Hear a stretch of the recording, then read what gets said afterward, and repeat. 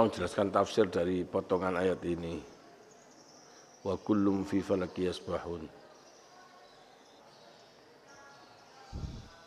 Artinya setiap benda-benda angkasa ini punya apa?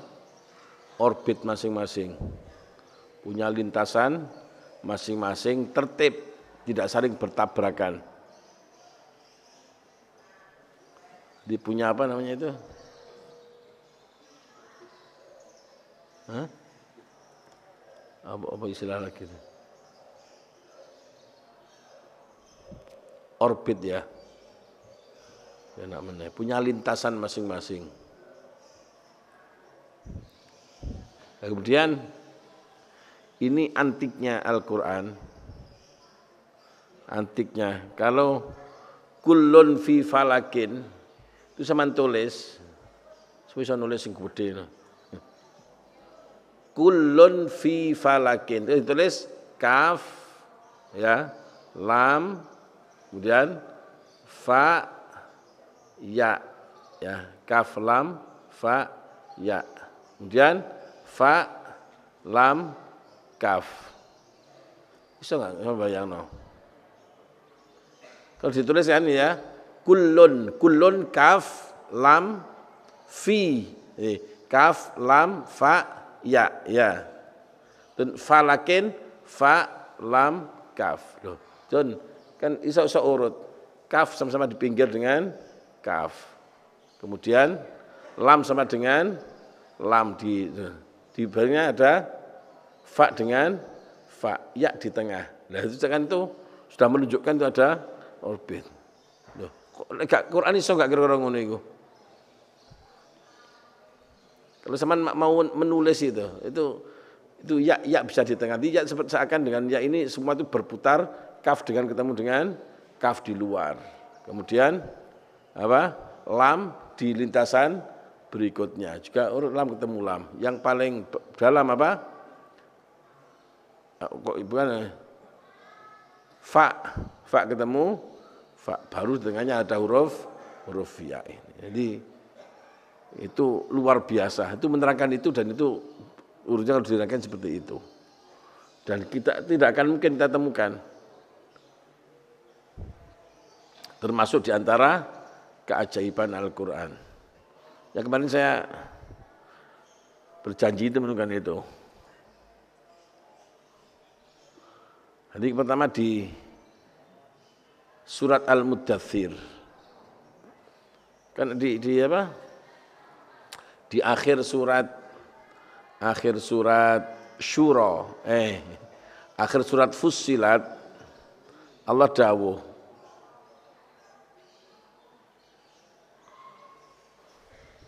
kalau kita awal dari surat Al-Baqarah udah. Surat Al-Baqarah itu Allah dawuh,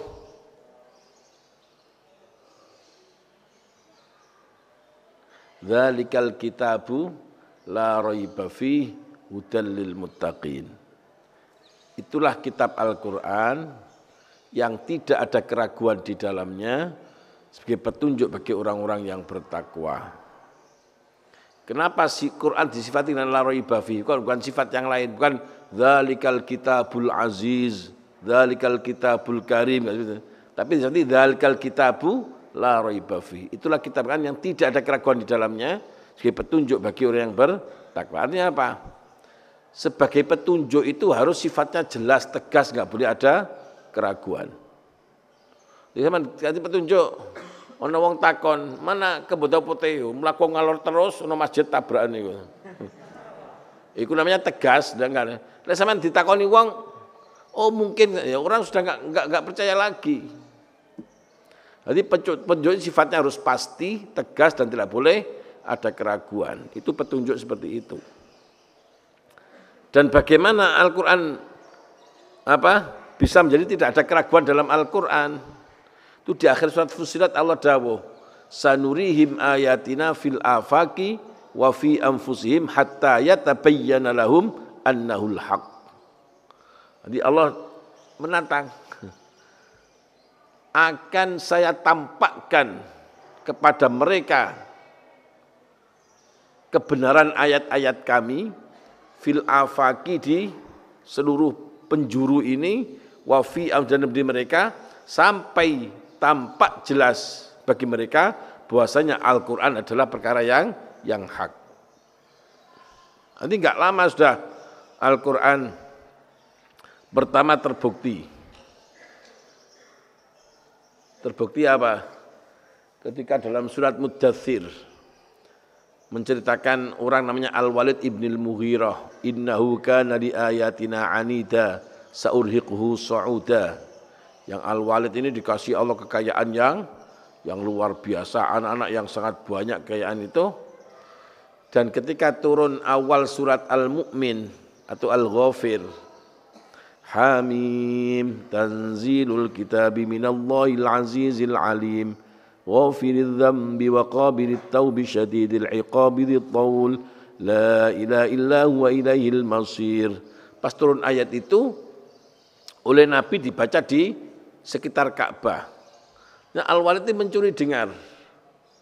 Semakin Nabi itu tahu, oh ini ada Walid mendengarkan bacaan saya. Semakin tahu Nabi diulang, semakin diulang Al-Walid semakin terpukau dengan ayat-ayat ini.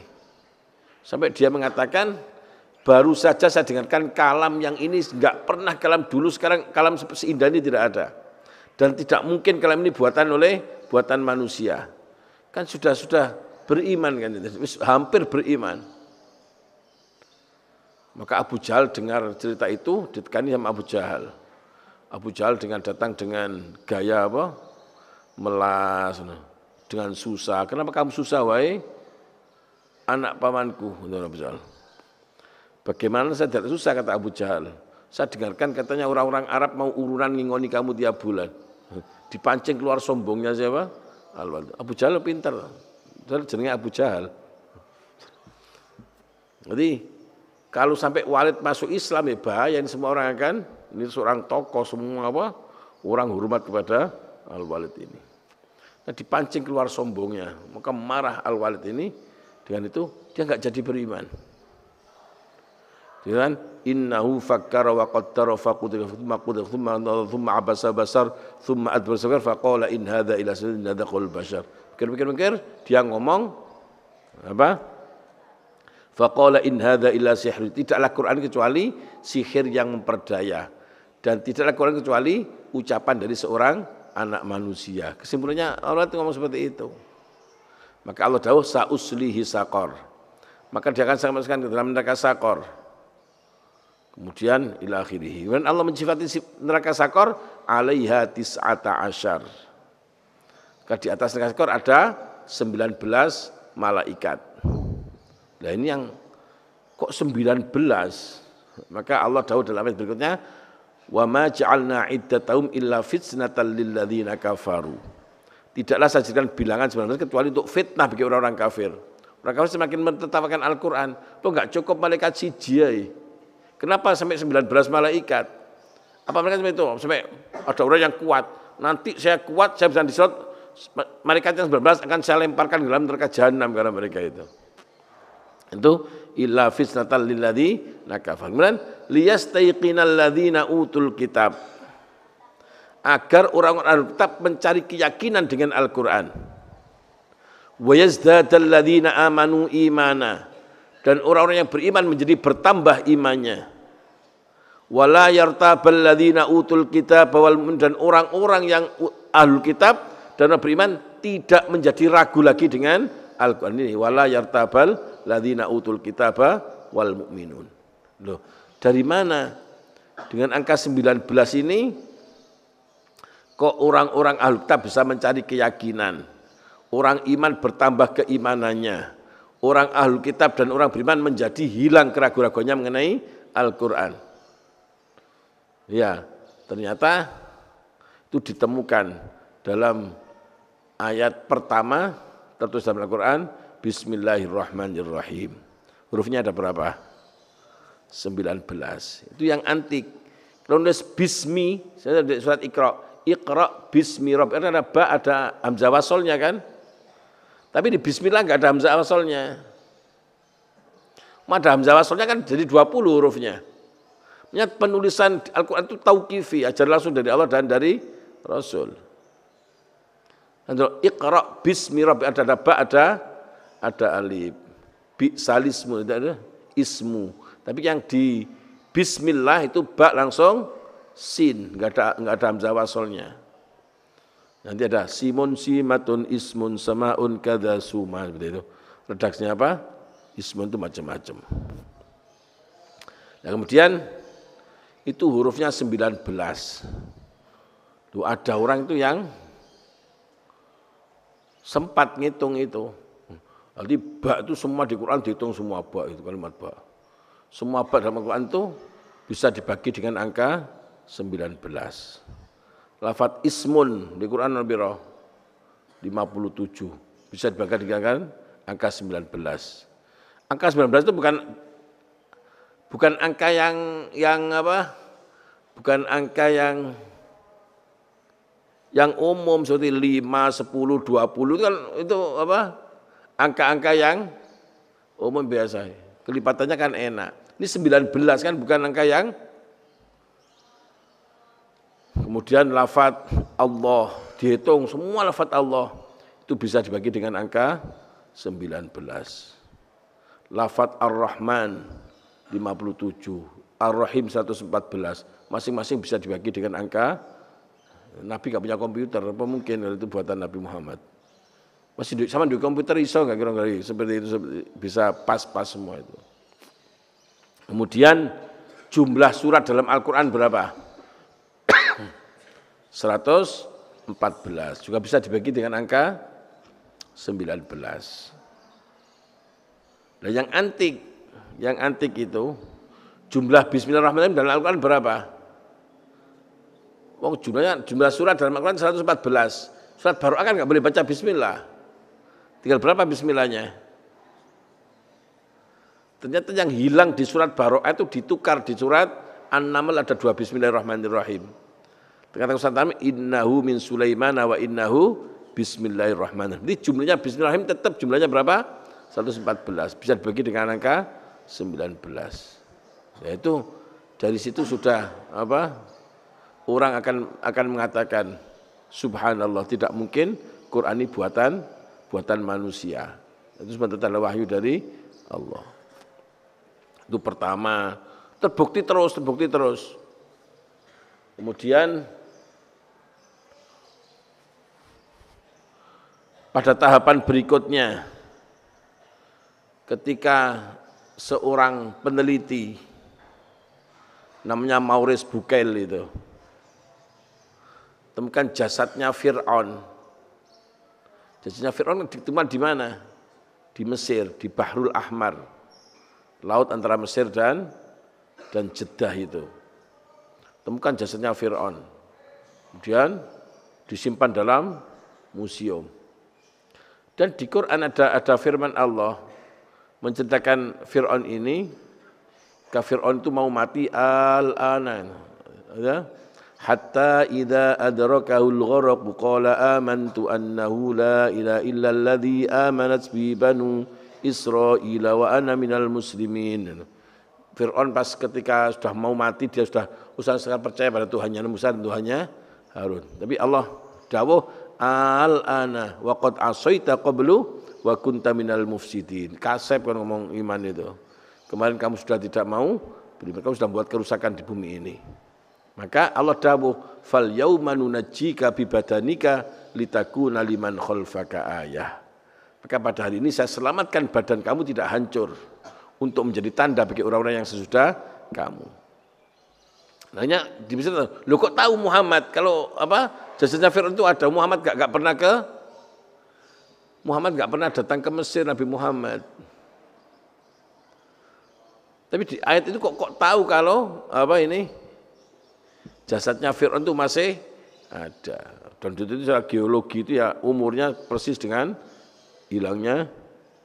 Maka itu terbukti kebenaran lagi. Itu terus terbukti. Terus selama apa? Ribuan tahun, ratusan tahun sudah menjadi dogma. Dogma itu ajaran suci gereja Kalau bumi itu adalah pusat peredaran tata surya, dalam teori namanya apa? Geosentris itu.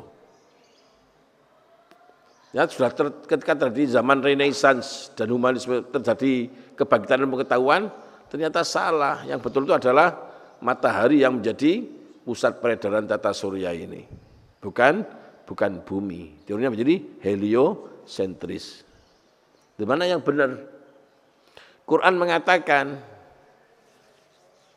kalau masalah bumi itu watarol jibala tahsabuha jamidatan wa hiya tamurru marras sahab.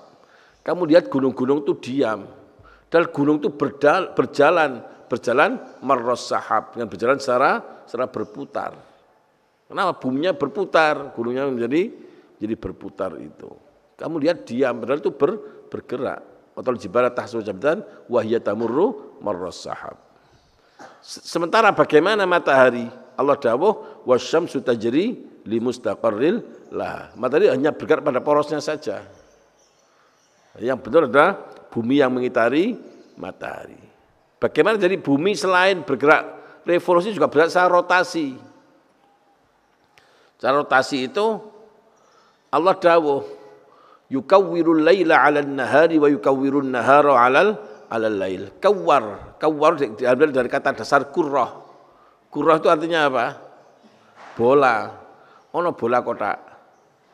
Nek bola mesti bulat. Dari kawar dan dari perputarannya bumi, dari rotasinya ini ada siang dan ada malam.